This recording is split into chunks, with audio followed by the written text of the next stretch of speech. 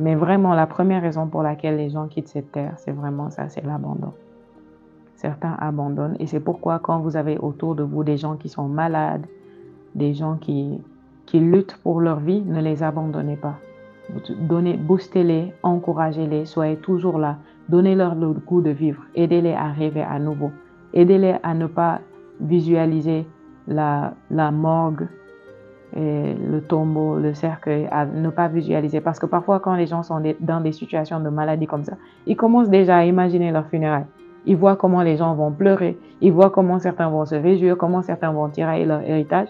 Et s'ils voient ça, c'est là-bas qu'ils vont aller. Donc, c'est à vous d'être là présent et de les aider à rêver à nouveau, de les aider à croire en la vie, de les aider à se projeter dans les mois à venir, dans les années à venir. Et si vous réussissez à faire ça, à faire qu'ils n'abandonnent pas, ils vont vivre. Je vais donner un témoignage d'une dame comme ça, dont le mari était décédé. Elle avait un seul fils, c'était un enfant. Il était à la maternelle.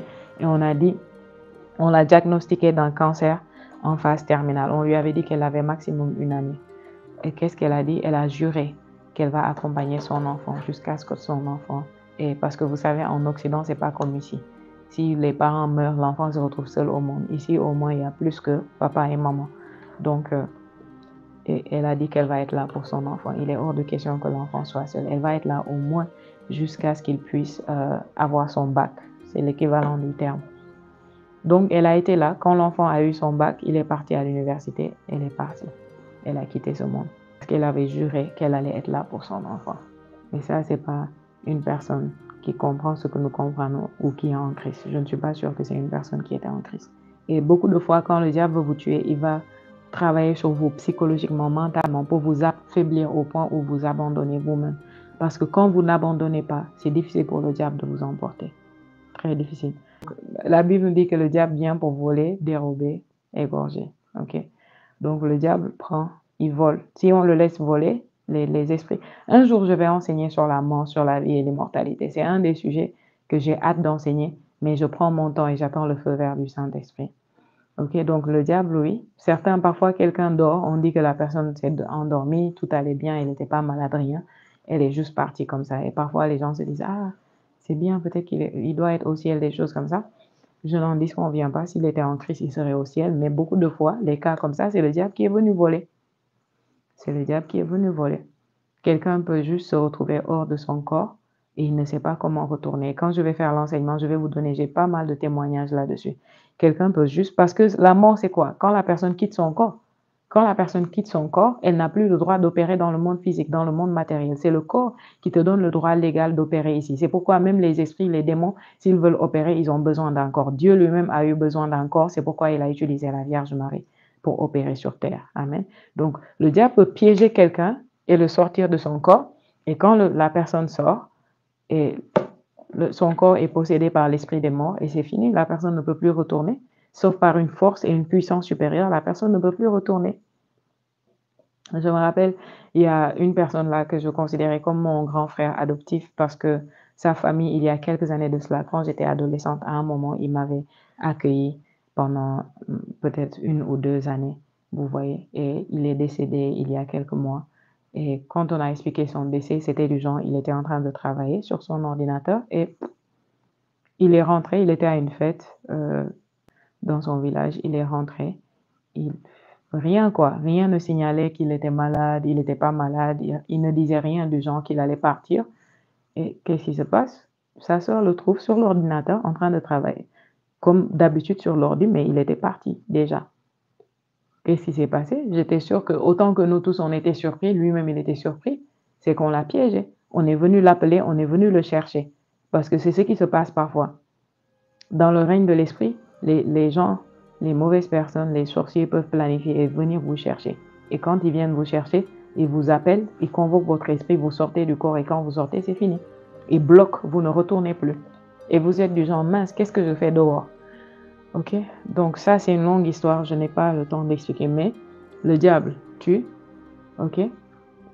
Troisièmement, prendre soin de son corps, oui, pour qu'il puisse porter son esprit. Ok, je vais expliquer le troisième.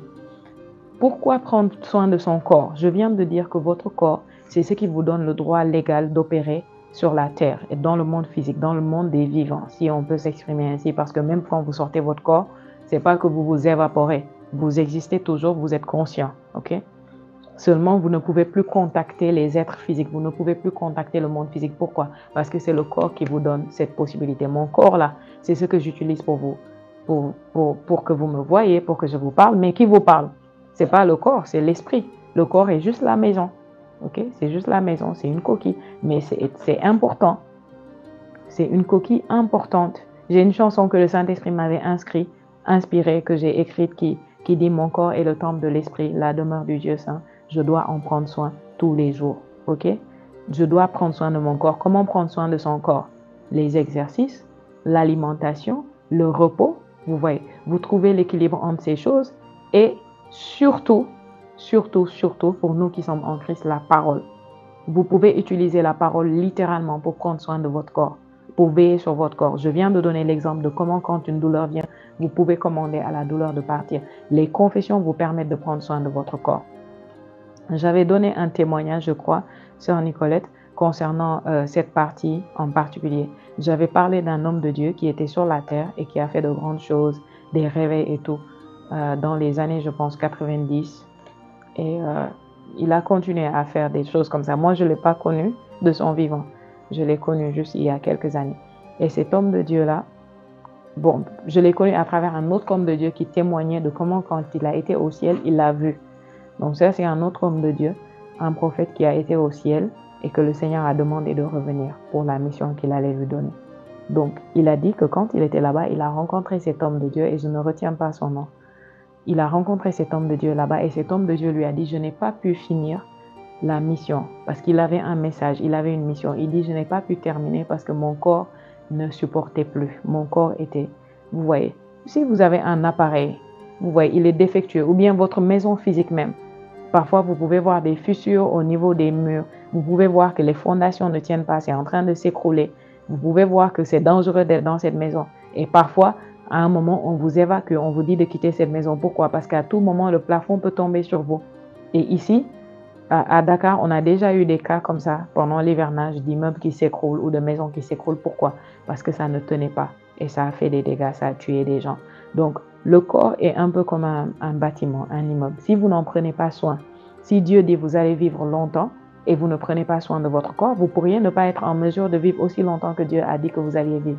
Vous pourriez ne pas être en mesure de tenir. Pourquoi? Parce que s'il ne supporte plus, quand le corps est ici, par exemple, vous bombardez votre corps des mauvais aliments, vous ne buvez pas de l'eau, vous mangez les mauvaises choses, vous fumez, vous détruisez ce corps. Et il pourrait ne pas craquer au début, mais avec le temps, il va craquer petit à petit. Si vous ne faites pas d'exercice, vous ne bougez pas le corps, vous ne le secouez pas, il ne sera pas dans son meilleur état, il ne va pas fonctionner de façon optimale. Vous voyez, vous vous laissez aller. Par exemple, je me rappelle en 2020, j'étais très, très active avant. Je bougeais beaucoup. Non seulement pour le sport, mais pour toutes mes activités. Je faisais le business, en même temps j'avais le ministère. Donc, c'était intense pour moi avant 2020. Donc, en 2020, quand il y a eu le confinement et que nos mouvements étaient restreints, bon, nous ici, ce n'était pas tout à fait le confinement comme dans certains pays, c'était plus des couvre-feux qu'on avait et on était restreints dans nos déplacements. Quand c'était comme ça, on a passé beaucoup de temps à prier, ok? On jeûnait beaucoup et on priait beaucoup pendant des mois. Et quand on est retourné, quand on a recommencé les activités, l'église par exemple, ce qui me surprenait, c'est que la plupart des membres, ils avaient grossi. Nous, ce qui nous avait aidés, c'est qu'on jeûnait. On passait des heures à prier et 7 heures de prière en langue.